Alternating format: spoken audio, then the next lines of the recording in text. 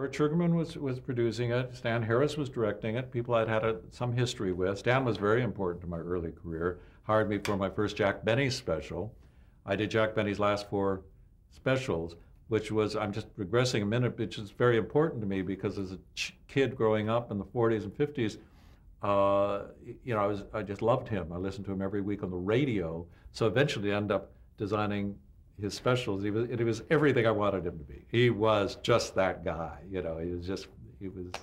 was remarkable. I find young people today don't quite know who that is, but he was very huge, legend.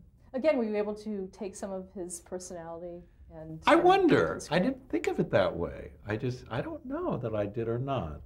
He was so many things, and he was so easy and so witty that he just worked in anything, really. So it was a different kind of process with him. It was just more old, traditional, presentational kind of stuff, And then Midnight Special came along, and I was asked to do that. And the first set we did, we didn't have any money. I remember Burt didn't have any money to even pay people. He offered me some ridiculous fee, and I said no. Dorothy and I had a little house, and I said I want a washer dryer. So I got a washer dryer instead of a fee, and then typical of Burt, he didn't want to pay anything, but then he gives you these most expensive washer dryers. Fine.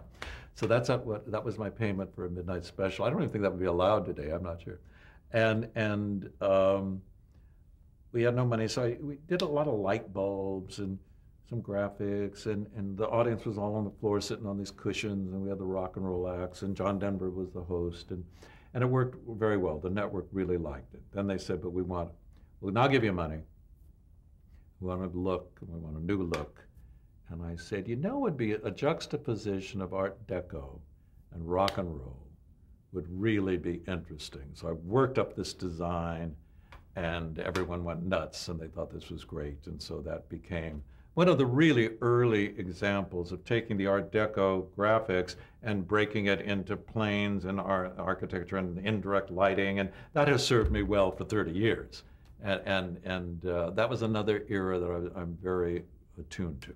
Was the Midnight Special the first time that you really? As I recall, I think I did a pilot with a special with Stan Harris, and I can't remember the name, and I wish I did. We'll have to come back to it. I'll have to look it up. Where I did an Art Deco set, and it was one of these. It was a retro 20th Century Follies, I think was the name of it. It was kind of a retro kind of special with stars from the past and this and that.